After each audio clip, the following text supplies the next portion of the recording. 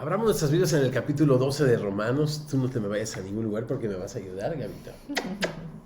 Romanos 12, comenzando en el verso 1. Estamos en la tercera sección, por así decirlo, y última de esta estructura literaria de Romanos.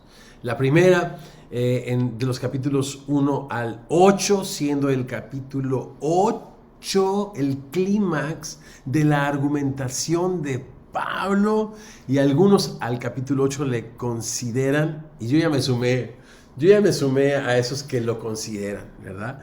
El Everest, no solo de Romanos, sino el Everest del Nuevo Testamento. Si no sabes a qué me refiero, tenemos en nuestro app las enseñanzas. Pudieras ir a las enseñanzas del capítulo 8.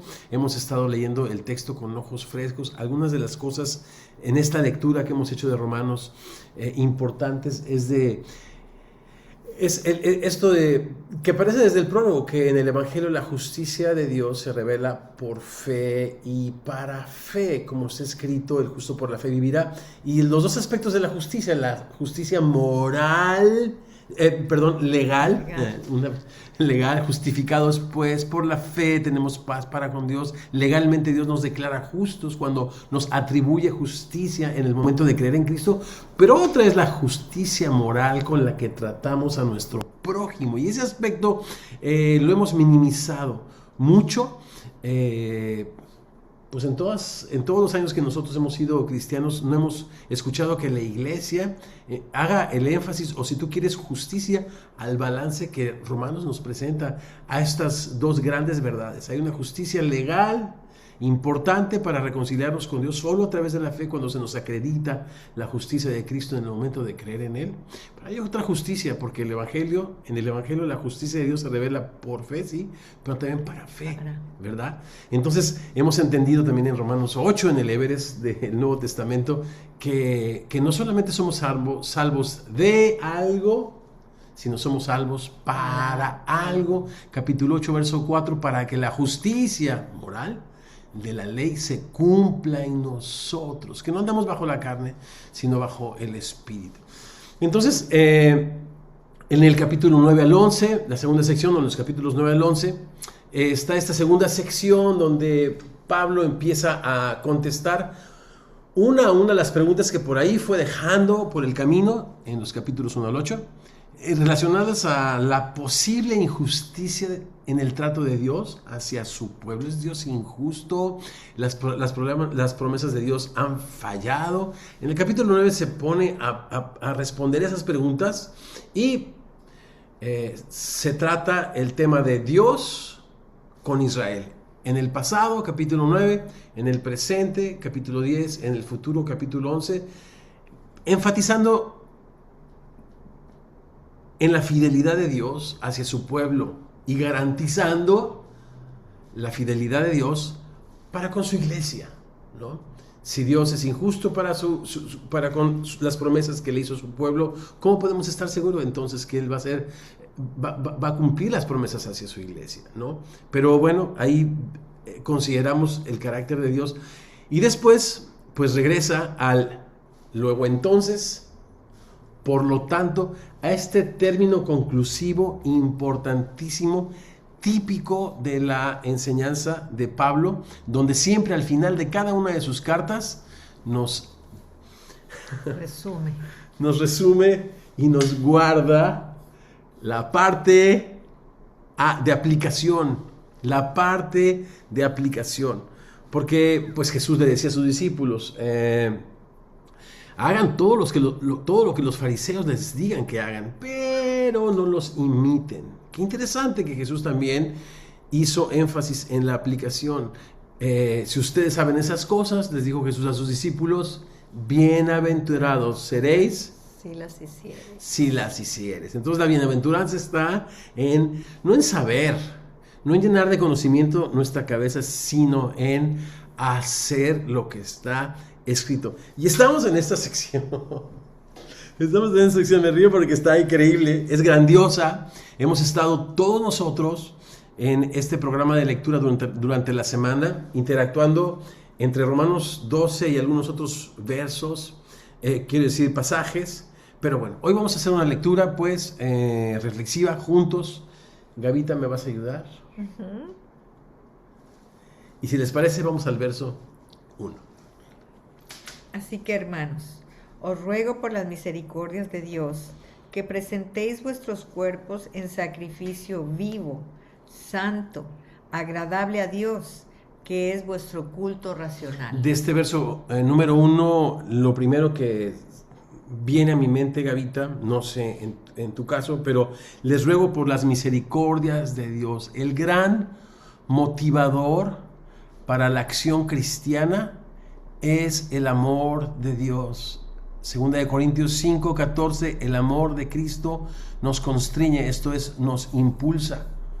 No es la coerción, no son las amenazas, ¿no?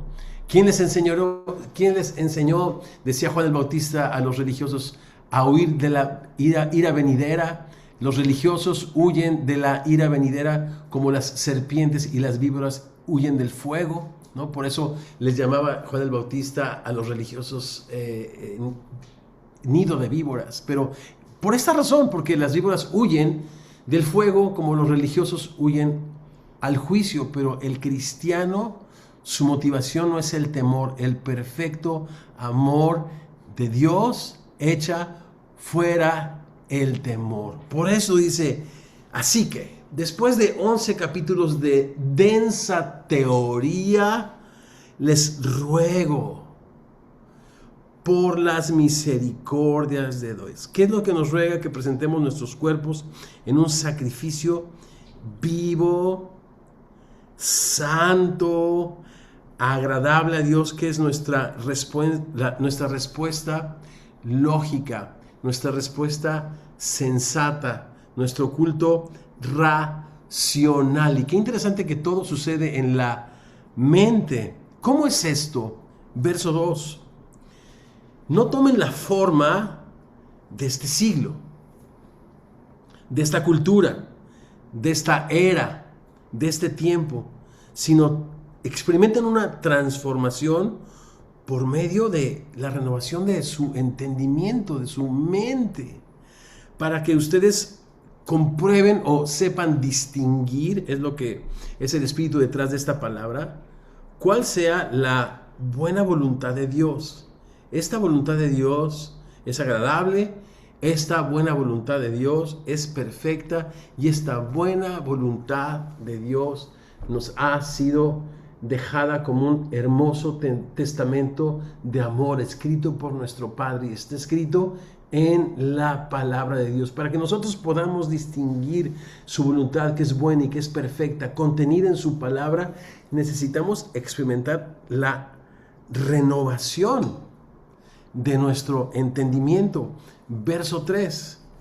Digo, por tanto, qué interesante estos términos conclusivos, ¿verdad? Digo, pues, o sea, ya que necesitamos responder de una manera racional y lógica a la gracia y el amor de Dios, que es nuestro gran motivador, ok, ahora nosotros necesitamos presentarnos en un culto lógico, racional, que no es sino la renovación de nuestra mente, para que nosotros podamos en su palabra reconocer cuál es su buena y agradable voluntad. Así que les digo pues, por la gracia, nuevamente el motivador, ¿verdad?, que me es dada a cada cual que está entre ustedes. Y cuando dice la Biblia a cada cual, pues se refiere a cada uno de los que estamos presentes y de los que no estamos presentes. A todos los que conformamos el cuerpo de Cristo universal. Todos aquellos que somos seguidores de Cristo, hijos de Dios por la fe en nuestro Salvador, cada uno de nosotros jugamos un papel importante. Somos salvos no solamente de algo, sino para algo. A cada uno de nosotros se nos dice, no tengan más alto concepto. Y la palabra concepto tiene que ver con la misma palabra de entendimiento.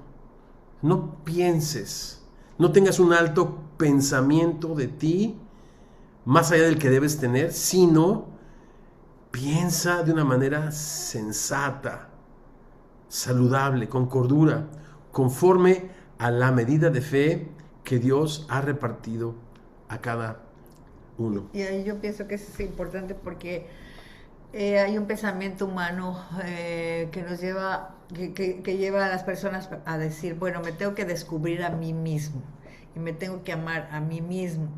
Pero nosotros podemos tener un concepto completamente equivocado si no vamos al Creador, al que nos hizo, al que nos formó, al que nos sustenta, al que nos ha dado aliento de vida, que es más sabio que nosotros porque Él creó todas las cosas. Cuando nosotros vamos a Él, entonces sí podemos tener un concepto correcto de Él y un concepto correcto de nosotros mismos. Y eso es pensar con cordura. No hay otra manera, no hay otra fuente de saber nuestra procedencia, nuestro futuro, nuestro propósito. No hay otra manera de conocerla si no es a través de esta comunión íntima que tenemos con Él a través de su palabra. Ahí pensamos con cordura de nosotros mismos. Las personas que, no sé, que viven en Estados Unidos y han olvidado su origen, Estados Unidos es un país de inmigrantes, ¿no? Y perseguir a inmigrantes pues es algo contrario a la cordura, porque las personas que viven en los Estados Unidos pues son hijos de inmigrantes, ¿no? Que han olvidado su origen. Y decía Gavita, para tener una perspectiva correcta de quiénes somos, primero que nada necesitamos saber cuál es nuestro origen y quién es y qué tan bueno y qué tan grande y la gloria que merece nuestro no solamente creador sino redentor Jesucristo, que pagó un grande precio por nuestro rescate. Y a la luz de lo que la Biblia dice acerca de él podemos tener entonces cordura y pensar sabiamente, sanamente de nosotros. Verso 4, porque me encanta, ¿se acuerdan de los conectores? ¿Por qué no lo dice esto Pablo? Pues porque sí, porque mente sana en cuerpo sano. Porque quiere Dios echar mano de su cuerpo, de cada uno de los creyentes, de sus discípulos. Porque nos salvó no solamente de algo, sino para algo. Porque Romanos 8, el Everest del Nuevo Testamento, verso 12, deudores somos, no a la carne, para que andemos según la carne. Somos deudores y Dios espera algo de ti y Dios espera algo de mí. Por eso, de la manera que en un cuerpo tenemos muchos miembros, pero no todos los miembros tenemos la misma función, así nosotros, siendo muchos, somos un cuerpo en Cristo y todos miembros los unos de los otros. Y aquí habla pues de la perfecta unidad, y de la perfecta unidad no tiene que ver con uniformidad, al contrario, las diferencias enriquecen la unidad. Y qué bueno, ahora que te veo, Gavita, digo, hoy las parejas se divorcian, y no solamente hoy, hace mucho tiempo, y desde que tengo uso de razón, pues por incompatibilidad de caracteres, porque somos diferentes. Y yo no conozco personas más diferentes. Leti, que vivimos 7 años puerta con puerta, puede ayudarnos a dar fe de que Gavita y yo somos las personas más diferentes que existimos en esta vida. Pero si vamos a usar las diferencias para un bien común, que es vivir para la alabanza de la gloria de su gracia, donde vamos a sumar nuestras fuerzas, nuestros gustos. No pensamos de los helados, de los tacos, de la música. Bueno, todo es completamente diferente, excepto una cosa: estamos de acuerdo que tenemos un Dios muy hermoso, muy grande, muy sabio, que nos ama, que nos dio a su Hijo Jesucristo para que nosotros vivamos para Él. Y es ahí cuando nos sumamos que nuestra diversidad pues suma a la unidad, ¿no? Y entonces unidad no es uniformidad, puede haber perfecta unidad en la diversidad. Y es lo que Pablo está aquí promoviendo. Verso 7, verso 6, de manera que teniendo diferentes dones, es la palabra caris o carisma, regalos, según la gracia que nos ha sido dada, si el de profecía, úsese conforme a la medida de la fe. Y aquí aparece, chicos, una lista pequeña de dones espirituales. He pensado mucho en cómo podemos abordarlos, porque hay 3 listas interesantes en el Nuevo Testamento acerca de dones espirituales, por llamarles de alguna manera. Acompáñenme brevemente, prometo ser bien breve, a Primera de Corintios 12.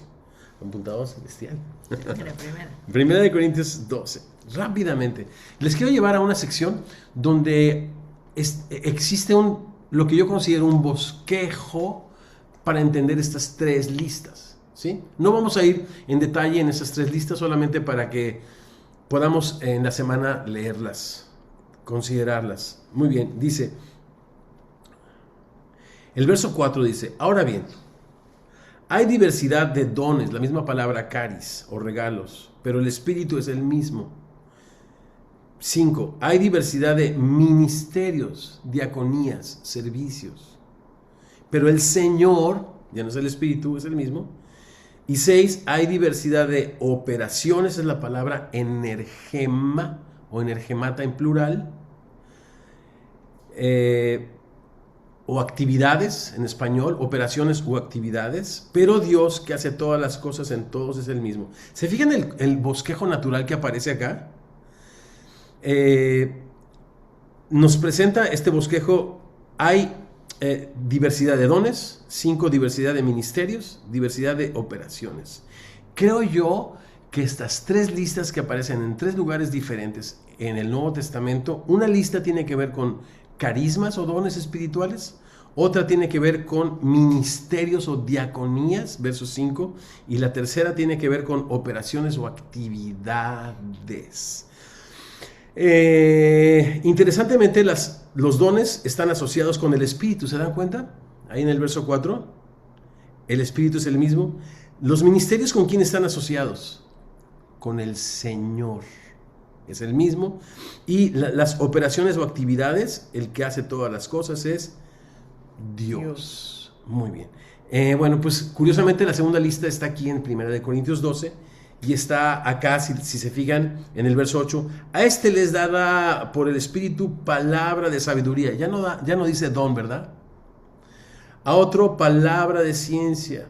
A otro fe, verso 9, por el mismo Espíritu, dones de sanidad. Interesante, plurales, de sanidades.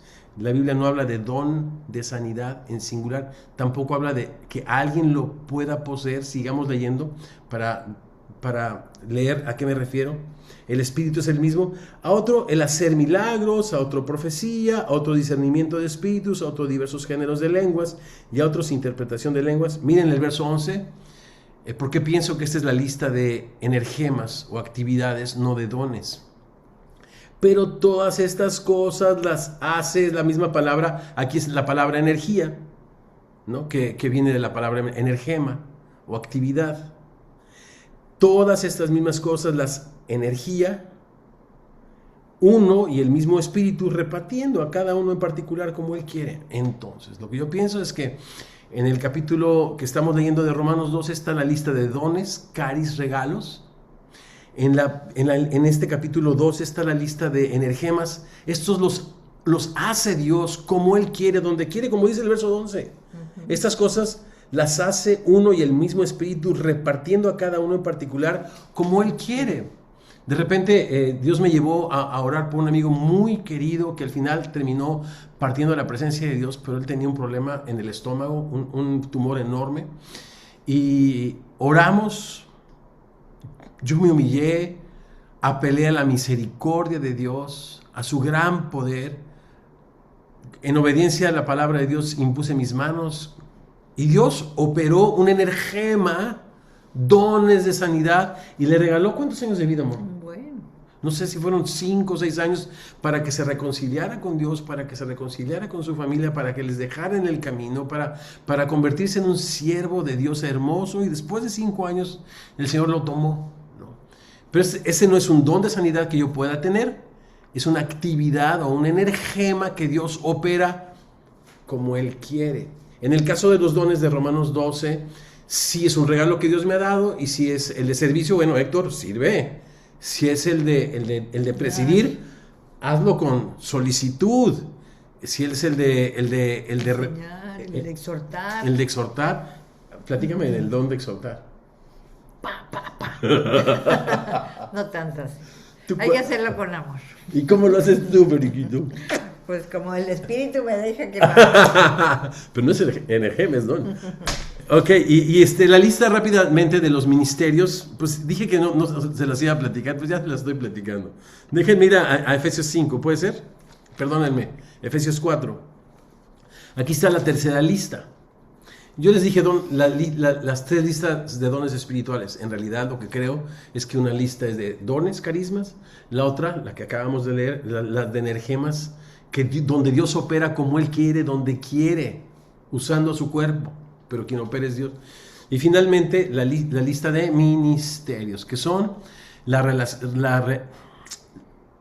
diaconía es la realización de un humilde servicio. Dice, verso 10, capítulo 4, verso 10, Efesios, el que descendió es el mismo que también subió por encima de todos los cielos para llenarlo todo en todo.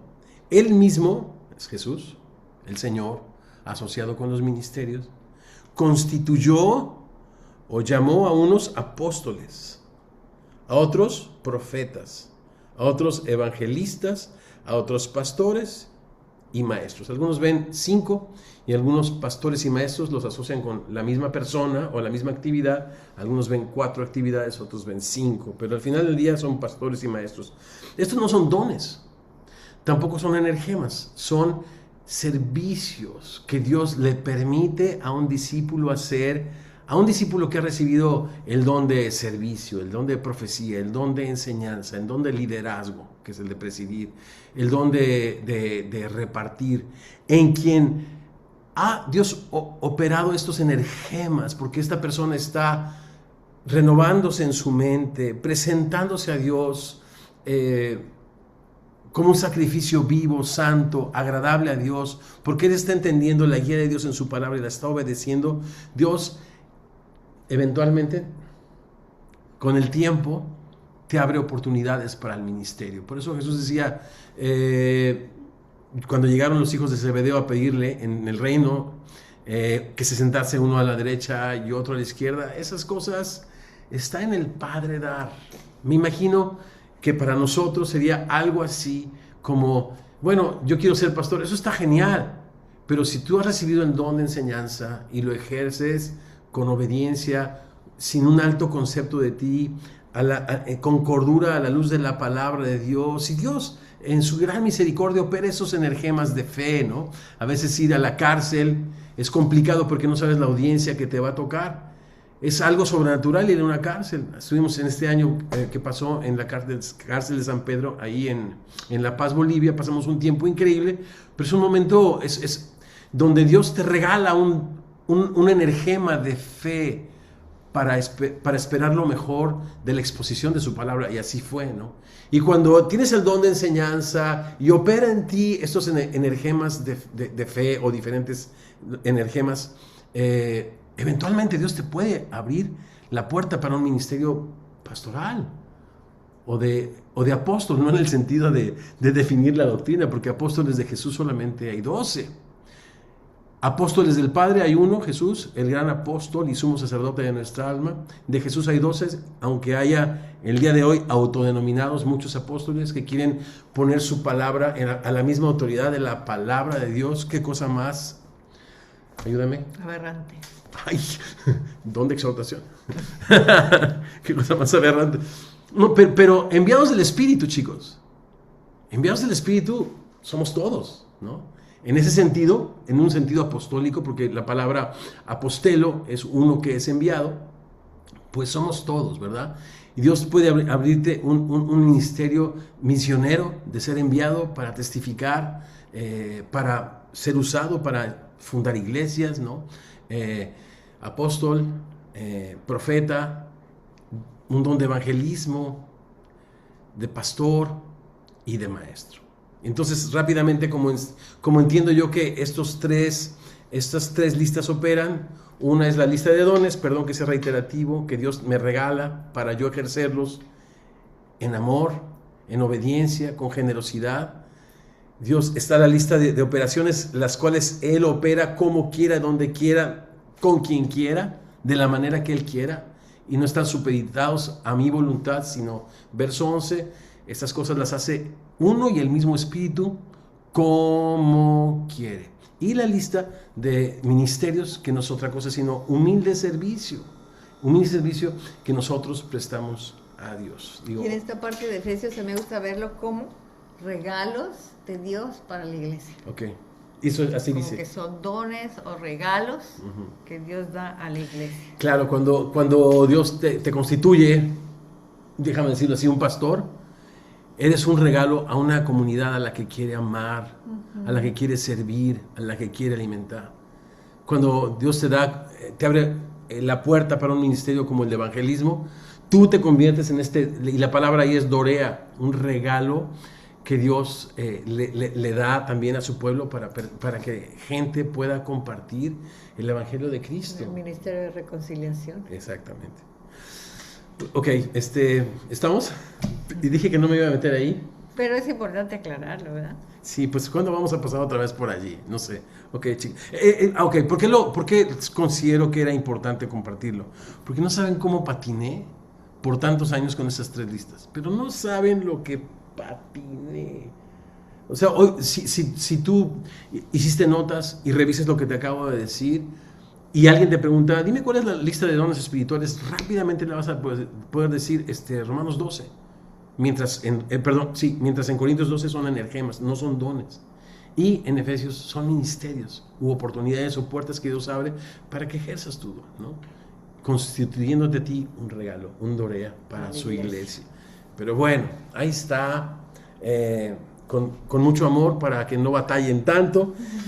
Ya hicimos alguna vez alguna dramatización, ¿será necesario volver a hacer? No. Ya no necesitamos hacer. ¿Cómo funcionan estos dones? ¿Le hicimos?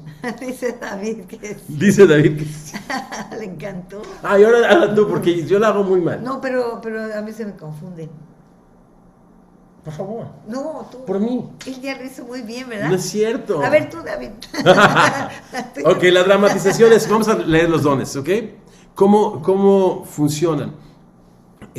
Otra vez, estamos en Romanos 12, así es de que por la gracia que nos es dada, si tú has recibido el don de profecía, úsalo conforme a la medida de la fe, esto es conforme al marco bíblico o la fe dada alguna vez a los santos, dice el libro de Judas, que contendamos por la fe. La fe es una autodescripción también que la Biblia hace de la Biblia misma. No es adivinar el futuro, es hablar la palabra de Dios que está en el corazón de Dios, en un momento apropiado para una persona apropiada, etcétera, etcétera. Para edificar, consolar, exhortar. 1 Corintios 14, porque el que profetiza habla para edificación, consolación y exhortación. Lo que te encanta. Ok, muy bien.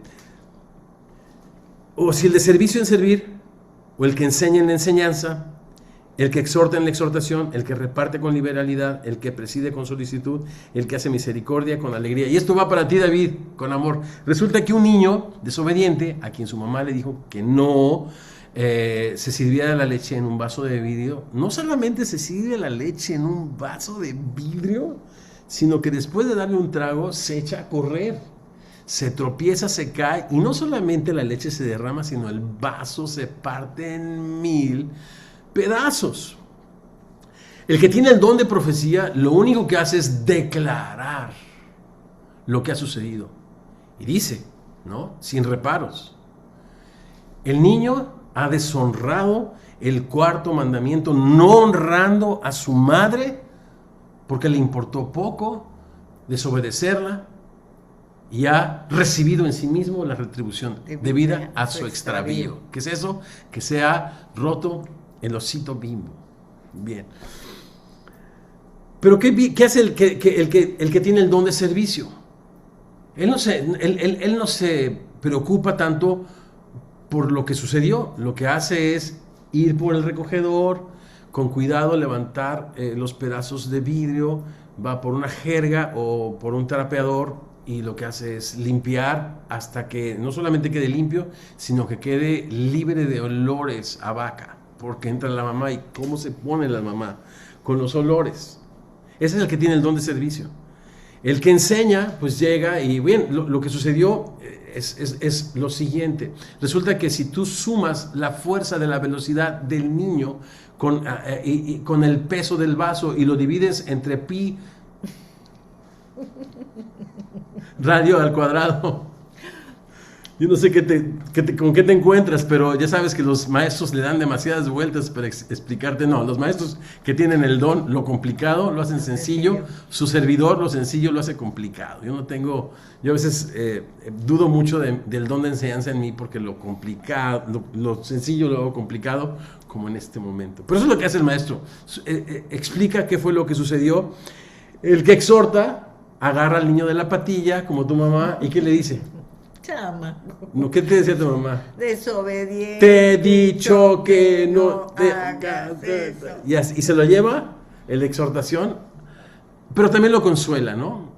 Y lo abraza, porque la palabra exhortar es uno llamado al lado de otro para consolarlo. Y sí, la exhortación tiene que ver con reprensión, porque, claro, porque mejor es reprensión manifiesta que amor oculto. Y la reprensión en amor es una bendición. Pero también está el apapacho por allí. Después, el que reparte, lo que hace es, ¿cuánto cuesta el litro de leche? Bueno, pues no compren 1 litro, compren 3 galones para que pues, tengan lo suficiente, ¿no? Y trae una caja de vasos y ya el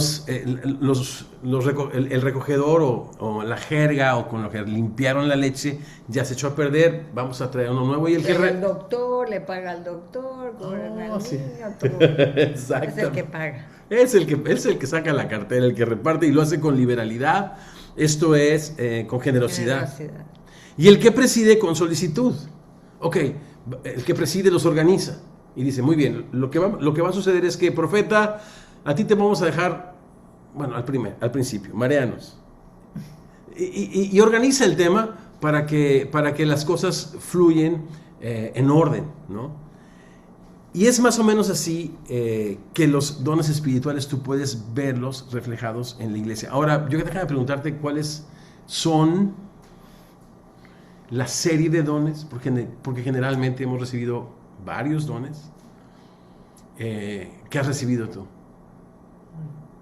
Porque acá dice, úsese.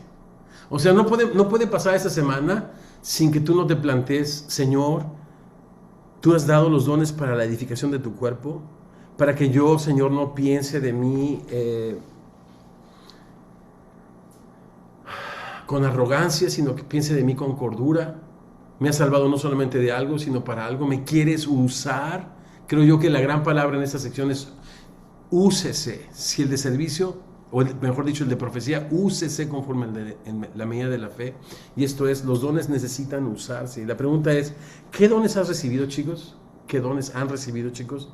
Y número 2, ¿de qué manera pudieras comenzar a honrar a Dios, a presentar tu cuerpo en un sacrificio vivo, a renovar tu mente, a no tener un alto concepto de ti, para entonces usarlo en beneficio de los demás? Yo tengo esta habilidad de hacer música. Y yo he pensado muchos años de que yo y la música nos divorciamos y no sé dónde dejé el anillo. Sí. La verdad es de que no me nace hacer música. Pero hoy en la reunión con pastores, todos esperaban que cantara. Y a mí no me gusta en ese sentido cantar, sinceramente. Pero Héctor, me dice el Espíritu Santo, yo te di un don no para tu beneficio personal, sino para la edificación del cuerpo de Cristo, porque a través de ese don puedes servir, puedes enseñar, puedes exhortar, consolar, animar, puedes inclusive profetizar o hablar mi palabra.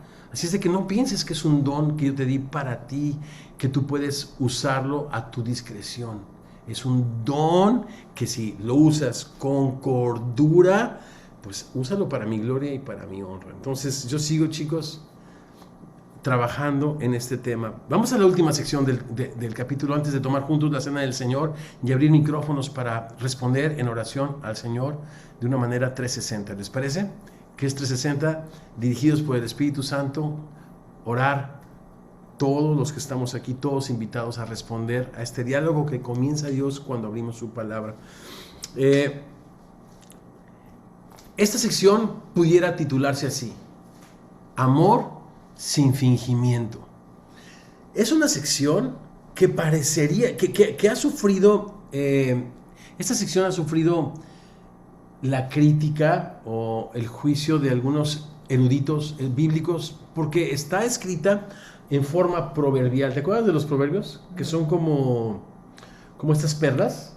Una está puesta junto a la otra. No tienen necesariamente relación, excepto que son todas parte de una preciosa joya, pero son perlas aisladas unas de otras. Y parece que está en forma proverbial, ¿verdad que sí? Sí. Parece que está en forma proverbial, pero al observarlas más detenidamente, son, pues esto, nuestra respuesta lógica, racional, pensante, espiritual al gran amor con el que Dios nos ha amado. Por eso se titula esta sección Amor sin Fingimiento. Y es súper práctica. Es súper práctica. O sea, porque a todos nos queda el saco de lo que dice aquí, como decía Dani, ¿no? O sea, es algo con lo que la palabra de Dios nos exhorta. Si eres cristiano tienes que vivir de esta manera. Fuera de esta manera, como que lo importante de un testimonio cristiano es que los demás puedan ver a Cristo en nosotros. Y vemos a Cristo en toda la palabra, vemos a Cristo en los evangelios, cómo se conducía, cómo amaba, cómo perdonaba, cómo oró por los que lo llevaron a la cruz. Padre, perdónalos porque no saben lo que hacen. Y Él nos dice que Él no maldijo a los que le maldecían, sino que encomendaba la causa al que juzga justamente. Y entonces aquí nos está diciendo, para ser como nuestro Padre Celestial, nos da esta lista, es así, y sobre todo la actitud con los enemigos. Es donde vamos a manifestar el verdadero carácter cristiano. Y es sorprendente porque ahí estamos todos, ¿no? Batallando. Exactamente. Si hemos de aborrecer algo, no es a alguien, es algo, lo malo, el gran verdugo de nuestras almas, que quiere esclavizarnos, el pecado del cual el Señor nos ha hecho libres. Verso 9. Aborrezcan lo malo, sigan lo bueno. No podemos seguir lo bueno sin aborrecer lo malo. Yo no puedo amar, ser fiel a mi esposa sin aborrecer el serle infiel. El ser fiel a mi esposa no es algo espontáneo que se da, pues porque soy bien lindo, ¿no? Si soy una persona, pues así crecí. No. Es el resultado, otra vez, de renovar mi mente y aborrecer todas aquellas cosas que pongan en peligro mi matrimonio. Y como matrimonio ya no somos un matrimonio joven, tenemos 38 años casados, pero cuando éramos jóvenes tomábamos decisiones para proteger, bueno, y las seguimos tomando para proteger nuestro matrimonio. Una de ellas es en Estados Unidos, cuando vivimos en Chicago 7 años, era muy común que colegas subieran a personas del otro sexo, ¿no? Darle un aventón. Darle un aventón. Eso es en México. Que decimos coloquialmente. Exacto. Irnos en el mismo carro a tomar un lunch o un almuerzo para seguir conversando de ministerio, ¿no? En el contexto de la iglesia. Pero eso yo sabía que lastimaba a mi esposa, ponía en riesgo la confianza que ella me tiene a mí, y muchas veces me vi grosero en esto de no te puedo llevar, o cada uno maneja, o jamás estar con una persona de otro sexo en un café. Para algunos pudiera ser exagerado, para otros pudiera ser cultural. Chicos, ¿tienes fe? Tenla para contigo. Cada quien esté convencido en su propia mente. Pero, en mi caso, para amar lo bueno, necesito aborrecer lo malo. Y hay cosas que termino aborreciendo, ¿no? Por ejemplo, el consumo de alcohol social. Lo primero que yo hice en Estados Unidos cuando llegué de 42 años como pastor, después de haber, Gavita y yo, por la misericordia de Dios, siendo usados en México para plantar la iglesia en México y en Cuernavaca, donde conocimos a la familia Meyer, dirigí un funeral, no sé si te acuerdas, Leti, de la hija de 20 años de Leti, tu tocaya, ¿te acuerdas? A la que un borracho le había arrancado la cabeza cuando impactó su automóvil con el de ella a 100 millas por hora. Cuando yo vi las lágrimas de esas personas, ¿no? Su única hija. ¿no? Cuando vi uno de mis hijos empezando a tener problemas con el alcohol, cuando en algunas reuniones para levantar fondos para ministerios, overseas le llama el americano, del otro lado del mar, una persona que estaba fuera de sus cabales porque estaba bebiendo vino tinto, ¿verdad? Empezó a hablarme con palabras seductivas. Todas esas tres escenas que acabo de describir son producto del consumo de alcohol, ¿no? Ahora, este es un tema controversial, pero te estoy hablando yo. Cuando la Biblia me dice, ama, sigue lo bueno, aborrece lo malo, yo considero que el alcohol es el originario de tantas y de tantas situaciones tan lamentables, accidentes tan terribles, tan innecesarios. Y al final del día, dice Salomón, no es de los reyes. El alcohol dáselo, sí, dáselo a la gente que no tiene esperanza, a la gente abatida, a la gente que necesita un paliativo o un analgésico para olvidar su dolor. Pero tú que tienes esperanza, tú que tienes a Cristo en tu corazón, tú que tienes la manera de acceder al gozo verdadero, no es para los reyes, no es para los que representan el reino de Dios. ¿Te gusta el vino tinto, Héctor? No, no me gusta, me encanta. Esa es la verdad. Y mi vecina Leti se los puede decir. Pero sus efectos en la vida de mis hijos los aborrezco. La estupidez que este produce lo aborrezco. La cuestión social, las líneas que se borran, el juicio que se pierde, lo aborrezco, ¿no? Y digo, estoy hablando de algo controversial y algo puramente personal. Tan personal que les platico, hizo un pacto con la ¿Te acuerdas de iglesia Clarita, en Chicago. Hizo un pacto con los discípulos en Chicago. Y les confesó que sí, de repente con la comida se tomaba una copita de vino, pero dijo, después de ver los estragos del alcohol y que llega un momento que ya no hay medida, porque pues como dicen, una es poco, dos es una, y como una no es ninguna, pues volvemos a empezar. Dicho mexicano. Pero a fin de cuentas, ¿cuánta es la medida? ¿Verdad? Y dijo, mejor, yo pienso hacer un pacto con el Señor, ni una gota más de alcohol, de vino, lo que sea, y los que quieran, ¿verdad? Porque es algo voluntario, nace del corazón, de lo que Dios pone en el corazón, no es por imposición, sino una convicción personal que yo tengo, pero los que quieran pueden hacerlo conmigo, y se unieron todos. Y entonces Héctor tenía una cavita chiquita y hay como 3 botellitas de vino tinto. Y entonces dice, ni una botella más, ni una gota de vino, nada, no, ni para acompañar la comida, nada en mi casa, no quiero una gota de alcohol. Y entonces coge la cavita esta, porque era así como portátil, la coge y empiezan a balancearle las botellas y ¡pum! Batelas que se rompen una contra la otra. En mi alfombra blanca. Todo eso de color morado. Y entonces mi hija Pamela corre por el Windex y empieza a echarle Windex, pues se puso café en la mancha, tuvimos que cambiar la alfombra. Un buen recordatorio de lo que fue ese día, una convicción que Dios puso en el corazón, pero que le quedó hasta a mis hijos grabados, ¿no? Vale la pena tomar esa clase de decisiones. Y entonces estábamos con ciertos discípulos que estábamos encargados y responsables de células, en otras palabras, cuidando con nuestro ejemplo, no solo con nuestras palabras, de otros creyentes. Y yo les dije, chicos, ¿cuántos de ustedes quisieran hacer este compromiso de darle la espalda al alcohol y evitar el consumo del alcohol de ahora en adelante? Entonces, todos, excepto uno. Dijo, pastor, con todo respeto, la verdad es que me encanta su convicción, me inspira de hecho, pero yo no consigo tener un problema con el alcohol. Creo yo que esto es un tema cultural, es un tema que tiene que ver con convicciones, cosa que yo estoy de acuerdo con él.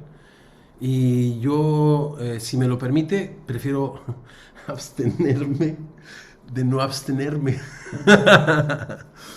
Abstenerme de no abstenerme. Y no se abstuvo el brother. Curiosamente, no me vas a dejar mentir, Leti. Esta persona desarrolló un problema con el alcohol y terminó perdiendo a su esposa, una hermosísima, te voy a decir el nombre de ella, Lupita, ¿te acuerdas? Trabajaba en Casa de Luz. La única persona que endureció su corazón dijo, no, a mí se me hace que esta cosa está muy religiosa. Bueno, cada quien, ¿no? Sus convicciones. Pero lo que sí es bíblico es, para amar lo bueno, necesitamos aborrecer lo malo. Acá la pregunta es, ¿qué es lo que vas a aborrecer? No, pues nada. Pues, entonces no vas por nada en la vida. Si no aborreces algo, es que no vas tras nada. Es lo que dice el verso. Para amar lo bueno necesitas aprender a aborrecer lo malo. Acá la cosa es, ¿cuáles son las cosas malas que necesitas? Aborrecer la mentira para amar la verdad. Aborrecer el robo para amar el trabajo, la generosidad, el compartir. Y es interesante esto de seguir lo bueno. ¿Se fijan que a la Biblia se le llama como la agradable y buena voluntad de Dios en el verso 2? Entonces yo cuando leo esto, aborrece tus pensamientos, lo malo, y ama lo bueno. Ama la palabra de Dios, ama lo que está escrito. En ningún otro lugar estamos aprendiendo a leer nuestra Biblia de una manera contextual, ¿no? No solamente por versículos, sino siguiendo, en este caso, el contexto del capítulo. Y el capítulo nos habla de que nuestro entendimiento se renueva cuando aprendemos a comprobar la buena voluntad de Dios, que es agradable y perfecta, la que está contenida en su palabra. Entonces, pues, para amar la palabra de Dios, necesito identificar aquellas cosas que la ponen en riesgo y aborrecerlas.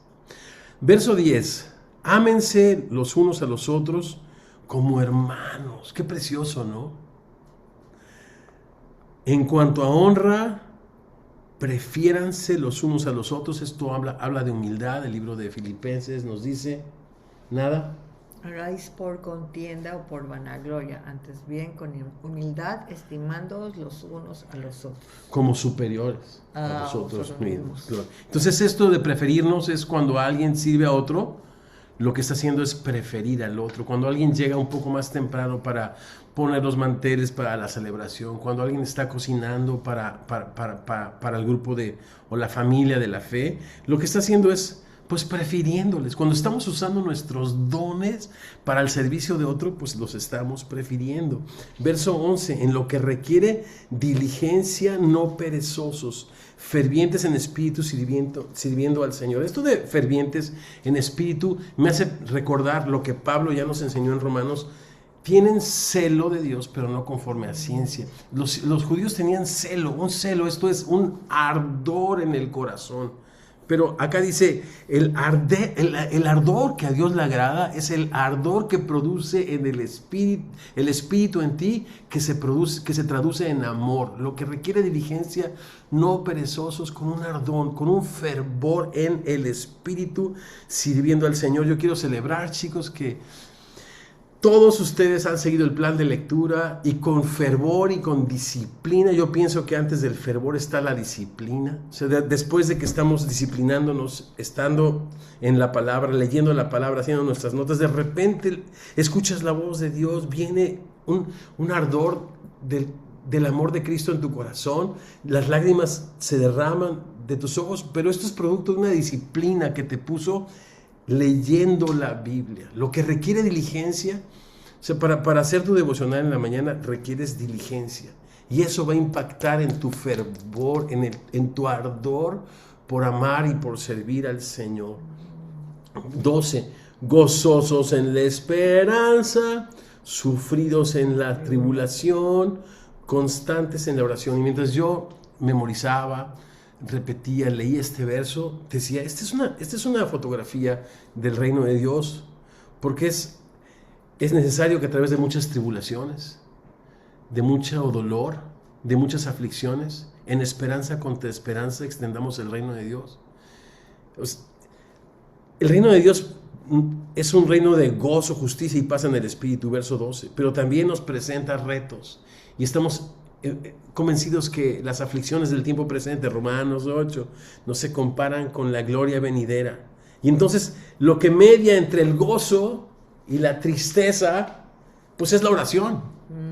Por eso dice, gozosos en la esperanza, sufridos en la tribulación, y para hacer balance y para que se sienta como el reino de Dios en todo y por todo, constantes en la oración, para poder enfocarte en lo que no se ve. Cuando te goces, que te goces en el Señor. Que cuando sufras, sufres por la causa de Cristo, no como un malhechor. Y ese balance pues te lo da la oración. Verso 13, compartiendo. Esta es la palabra koinonía. Koinonía no significa ser amigos. Koinonía no significa... cuando yo digo gracias por su compañerismo en el Señor, chicos, no significa solamente que estamos leyendo, sino que nosotros estamos aprendiendo a hacer la respuesta a las necesidades de personas que están en el otro lado del mundo. Porque estamos koinonía para las necesidades de los santos. Y aquí está hablando de una contribución material. Qué interesante, ¿no? Que al compañerismo o a la comunión en el Nuevo Testamento también se le identifica como un acto de generosidad o de contribución, compartiendo para las necesidades de los santos. Esta es la verdadera koinonía, practicando la hospitalidad.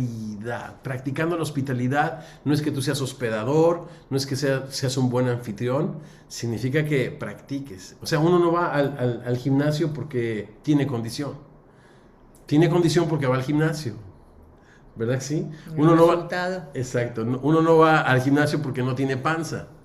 Uno va al gimnasio porque tiene panza. Porque necesito bajar la panza. Entonces, practicas la hospitalidad para poder ser una persona hospitalaria. Pero esto es un deber de los creyentes. Es parte de nuestra koinonía. Verso 14. Y entonces...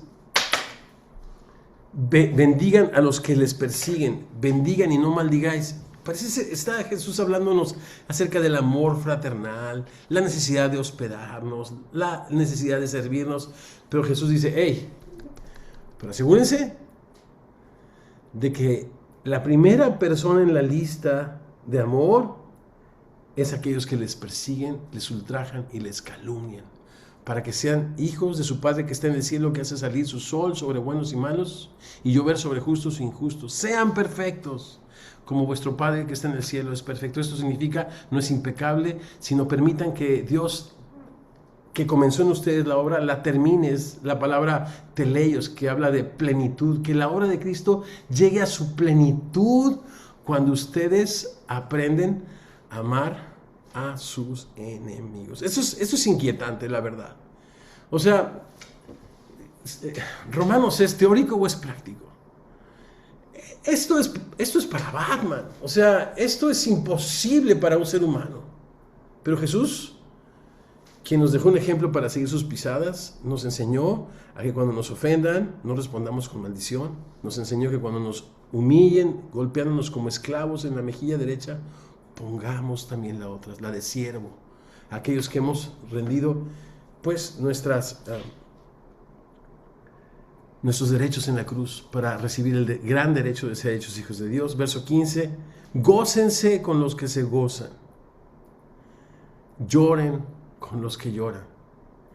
Queremos llorar, gozarnos con los hermanos que fueron liberados, llorar con los hermanos que son perseguidos en los Estados Unidos, donde ya el término justicia parece ser que hay que redefinirlo porque es complicado. Llorar con los hermanos en Bolivia y preguntarles directamente cómo podemos ser, Milena, cómo podemos ser una respuesta a sus oraciones, a su clamor, a su dolor. Gozosos con los que se gozan, llorar con los que lloran. Eso es llevar las cargas de los unos de los otros, porque esa es la palabra que así cumplimos la ley de Dios, la ley del amor. Nos damos cuenta que el cristianismo no se trata de nosotros mismos, sino se trata de que nosotros seamos estos instrumentos de Dios para beneficio de otros. Y para eso nos identificamos con su dolor, nos identificamos con su gozo, porque somos un cuerpo. Y yo creo que cuando oramos es cuando podemos nosotros levantar la voz por los hermanos, interceder por los demás, interceder por los que sufren. Y eso parece un anuncio, pero de verdad que invitamos a todos las personas que están aquí a que los sábados a las 7 de la mañana tengamos estos tiempos de oración, porque hoy es el clamor de alguno que está sufriendo por una necesidad y te unes a su oración.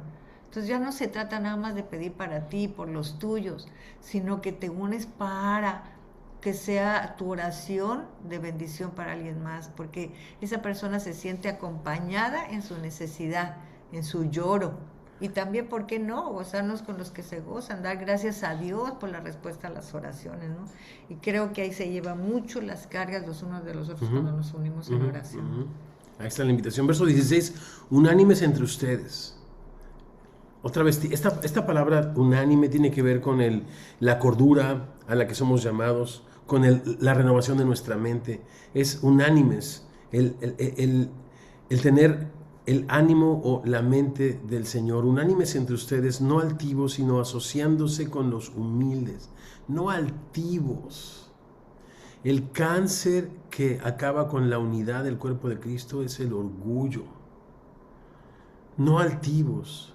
No sean sabios en vuestra propia opinión. Algo que me encanta de esta comunidad es que nos escuchamos, aprendemos unos de otros, pero no nos damos bibliazos unos a otros, no nos exhortamos unos a otros, no nos sentimos superiores a otros, de manera que ahora yo te voy a enseñar, ¿no? Sino que con humildad nos escuchamos, consideramos y aprendemos unos de otros. Eso es hermoso, es algo de celebrar. Verso 17, no paguen a nadie mal por mal, procuren lo bueno delante de todos, lo bueno, ¿qué es lo bueno?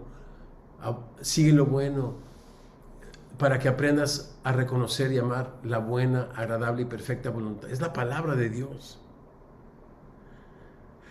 Procura la palabra de Dios delante de todos los hombres. Si es posible, en cuanto dependa de ti, está en paz con todos los hombres. Habrá situaciones que no puedas arreglar, pero las cosas que podemos arreglar, las disculpas que necesitamos pedir, las deudas que debemos pagar, necesitamos hacer a fin de estar en paz con todos los hombres. Y miren esta sección. Se atraviesa nuevamente este tema porque tú sabes que eres cristiano en tu trato hacia tus enemigos. ¿Por qué lo sé? Porque Dios trató con su enemigo, que soy yo, muriendo en una cruz. Eso es lo que dice, Dios muestra su amor para con nosotros, en que siendo pecadores, enemigos de Dios, Romanos 5:8, Cristo murió por nosotros. Por eso nos exige, nos demanda el mismo tipo de amor por las personas que nos han ofendido. Y así termina. Si es posible, verso 19, no se vengan ustedes mismos, amados, dejen lugar a la ira de Dios. Está hablando de la violencia, está hablando de la venganza. Los que no estuvimos en el capítulo 1, se nos habló de la ira de Dios pasiva, donde Dios permite que el hombre, fruto de sus malas decisiones, reciba con creces la retribución debida a la dureza de su corazón, ¿no? A eso Pablo le llama la ira de Dios, y es una ira pasiva en el presente. Romanos 1 dice, porque la ira de Dios se manifiesta en presente contra toda impiedad e injusticia. No se manifestará, se manifiesta, ¿no?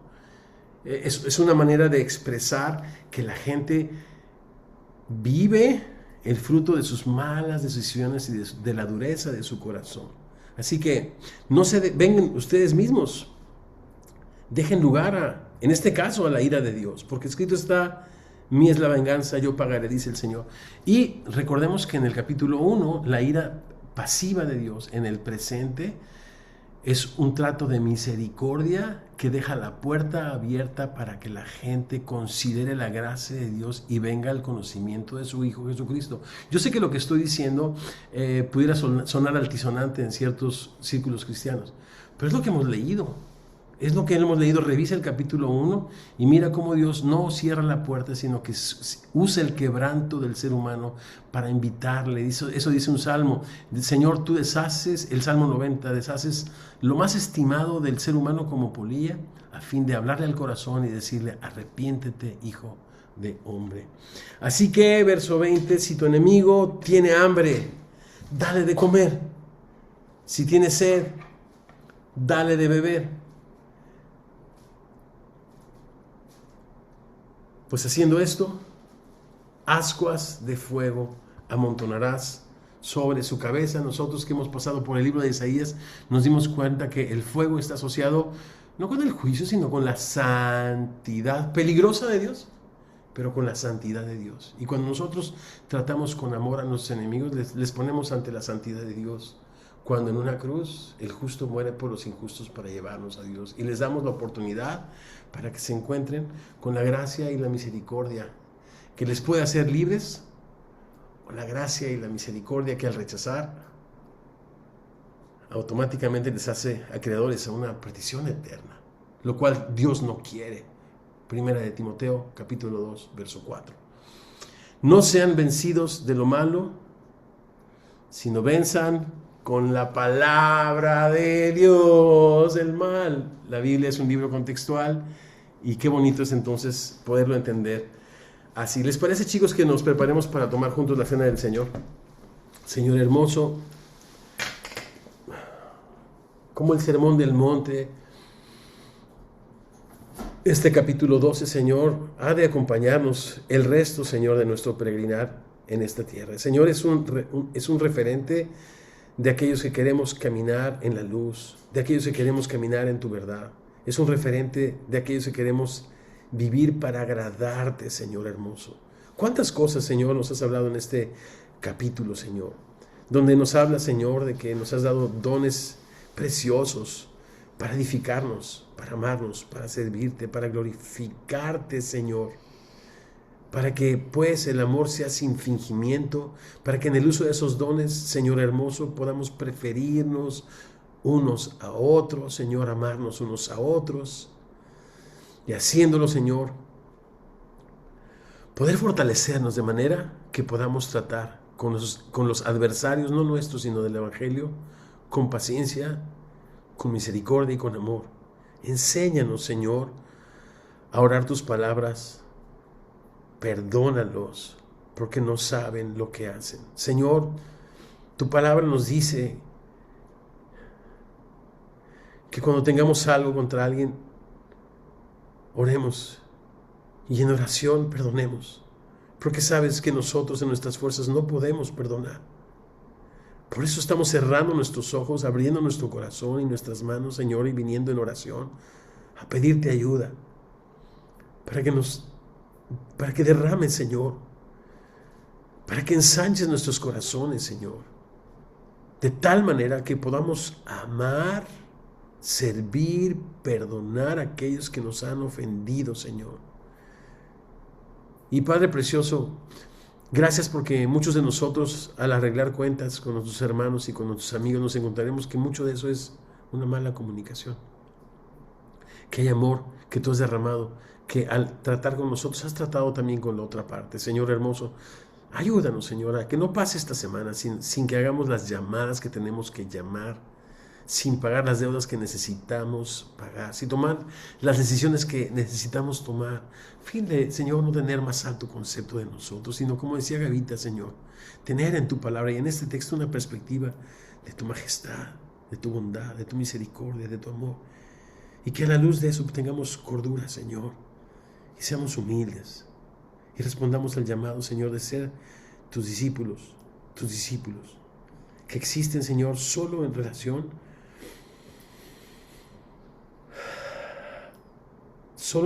a aquel que nos amó y se entregó a sí mismo para hacernos sus hijos.